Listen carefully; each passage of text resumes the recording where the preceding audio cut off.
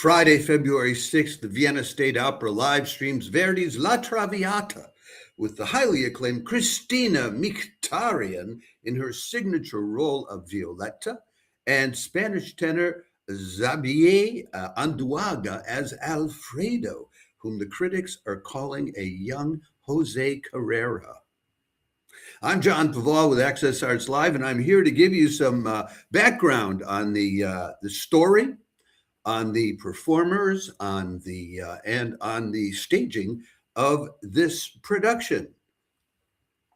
Coming up later today, La Traviata is an opera which concerns itself with making the sometimes difficult choice for some people between a life of glamour and gaiety in the public scene and a quiet life together with the love of your life.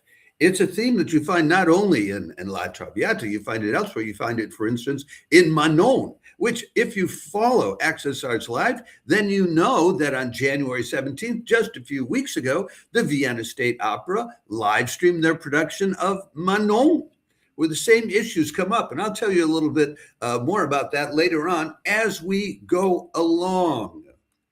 The conductor in this La Traviata is Giampaolo Bisante, who's a well-traveled, very experienced opera conductor. Of more interest in this particular production is the director who did the staging, who is Simon Stone. So let me put up his photograph for you while I tell you a little bit about Simon Stone.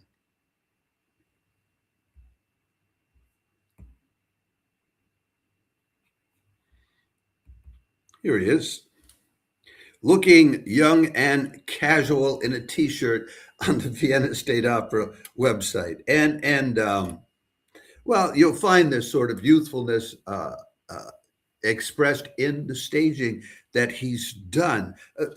La Traviata tells the story of Violetta Valérie, who is referred to in some descriptions as a purchasable object of desire in Parisian society. That's a nice way of putting it. Anyway, who finds love with Alfredo.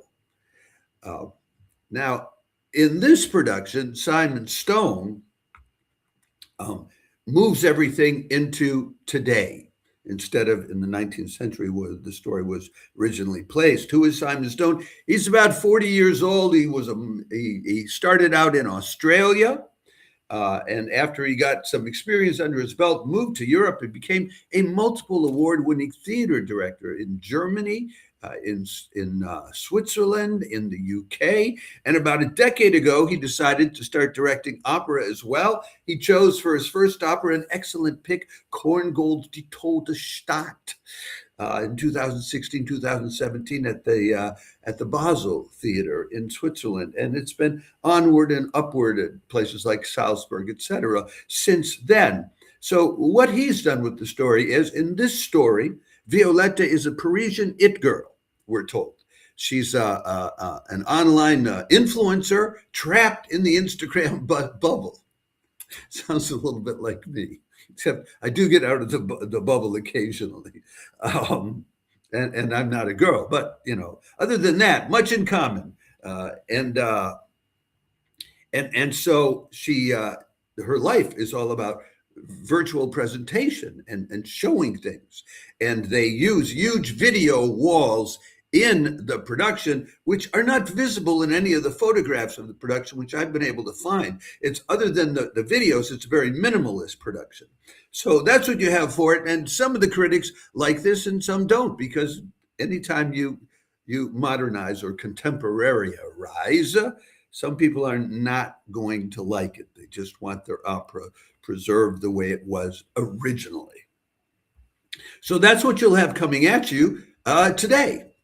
Now, let me tell you about, then, of course, the key figure in all of this, then, is Violetta, who is performed by Kristina Mkhitaryan. And what's interesting about this, is she was also Manon in the production of Manon, which they were doing just a few weeks ago. So these issues of the choice between love and a life of glamour, uh, she's done them in a very different role.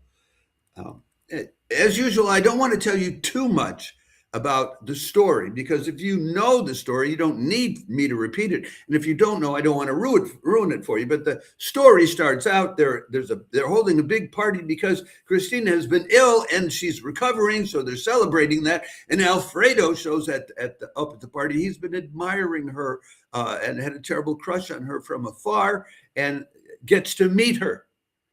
And in this festive environment, when people are posing toasts of different kinds, he proposes a toast to love.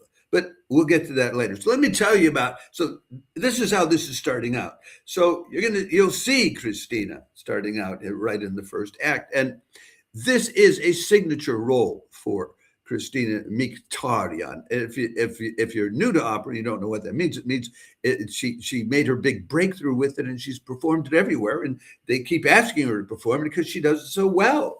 She first did it at the Royal Opera House, but she's done it in many other top opera houses since. She'll be doing it again with the Bergen National Opera in the spring. So, and here is a description of how well she sang it at the Royal Opera House a few years ago. Kristina Mkhitaryan is stunning as Violetta. Whether using her powerful but warm voice to convey the joy of the party girl when we first meet her, or the misery of losing her love, etc. Not going to tell you too much more about what it says about that. Her ability to convey such a wide range of emotions so convincingly, especially in the final scene, shows that her glorious voice is matched by outstanding acting ability. And that was in the Daily Express, William Hartston, July 2023. They said similar things about her in Manon, which she did in January opposite Benjamin Bernheim. Here's what they said about her in Manon. Je suis encore tout étourdi in Act 1, which Kristina Mkhitaryan sang resplendently. Her sound has a depth and richness reminiscent of her Russian compatriot, Netrebko, allied to a smooth legato, reliable coloratura, and laser-sharp high notes. Manon's second act, Adieu notre petite table, as she bids farewell, had a profound sadness, and her death scene was heartrending. Wow. I could give you a list of other roles she's playing and engagements, but really, if this doesn't convince you to that it's worth tuning into this one free of charge, I don't know what will. Okay, now, then playing opposite her as Alfredo Germont is, as I said, Xabier Anduaga, a Spanish tenor born in San Sebastian. And Depress is saying that he dominates the production. But on the other hand, Susan Zobel describes him in the production this way, quote, his soft timbre shimmers in magnificent colors. I don't know how you dominate so he's not yelling through it, you know. Anyway, he started out as a Rossini specialist. He's young. He's only about 30 years old. He was doing Rossini operas at Teatro Colón in Buenos Aires, the Donizetti Festival, the Théâtre des Champs-Élysées in Paris, in St. Petersburg, the Vienna Musikverein, MOPA, Budapest, etc.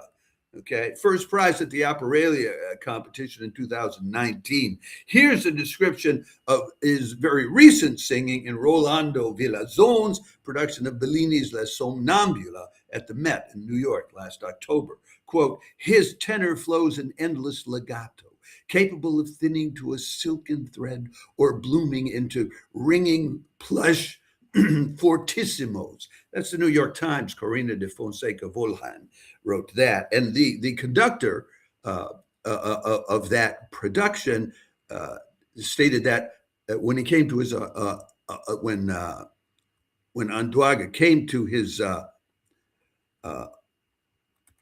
audition Quote, he opened his mouth, and after two notes, I understood. I was in front of something special. It's one of the voices you find every 15 or 20 years. And let me put up for you the photo, which I forgot. I get so excited sometimes I forget to keep track of these things. Here is Xabier Anduaga. So you see them both on screen for a moment at least. He's going to be performing all over the place, but I'm not going to give you that list either. Isn't time, folks. Now, following up on this, so then in Act 2, they actually get together. And they are living together as the love of each other's lives.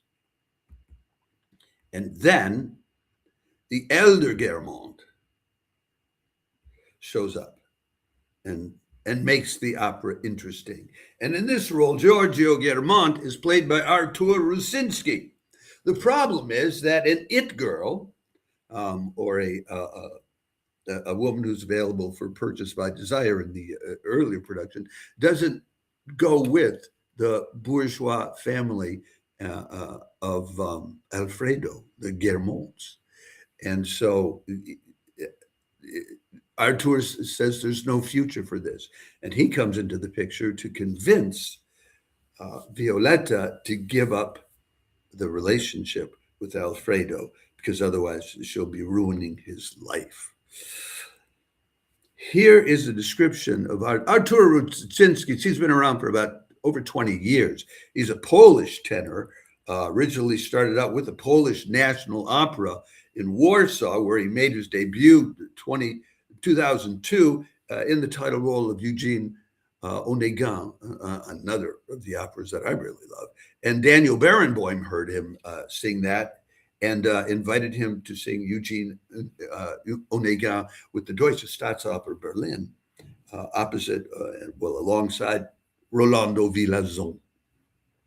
And it was onward and upward from then. But let me describe to you his performance in La Traviata in July of 2020 at the Teatro Real Madrid, one of the top opera houses. The baritone Artur Rucinsky was hugely successful as the unpleasant Germont, getting one of the greatest ovations of the night. He possesses a beautiful velvet timbre and tremendous ease in the higher register. The review goes on to talk about his breathing ability, that he can sing phrases in one breath that other baritones take two or sometimes three breaths to get through, and how he uses this to advantage, not just to show off technically, but to create drama. Okay, he says there is clear attention to phrasing and dynamics in this approach that adds to the musical and theatrical tension of a moment. Well, it was a hit. So so you have an excellent Girgio Germont interfering and making life difficult. And one other, and she does make the choice.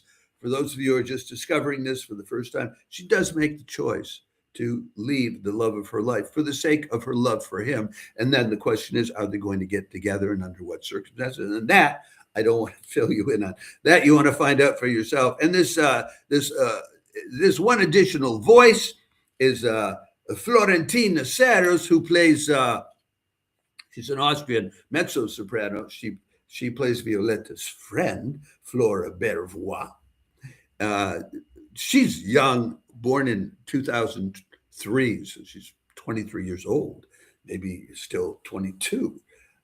And she has just recently, last year, became a member of the studio of the Vienna State Opera, where she has sung the role of Du, in the children's opera Sagt der Walfisch zum Thunfisch. The whale says to the tuna in 2024. And this year, her roles include Javot in that production of Manon that I mentioned, and also the first squire in Parsifal, and Cenerentola in the Nest Project opera, an animated opera, Cinderella. She's currently studying voice at the University of Mozarteum, Salzburg. So what you have here are some people that are so admirably suited for these roles. It's an excellent casting, and I think you can expect good things. I mean, they are talking about this Xabier Anduaga as another Jose Carrera, who, for those of you who don't know, was one of the great three tenors that that sort of rocked the world back in the 90s.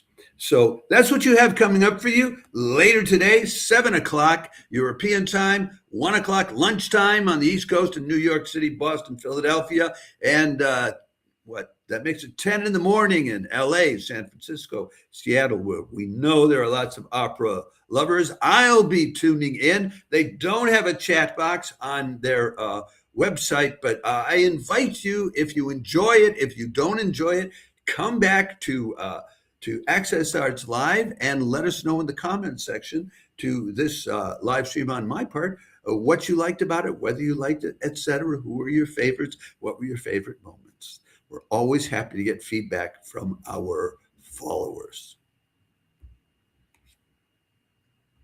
With that, I'll say ciao for now.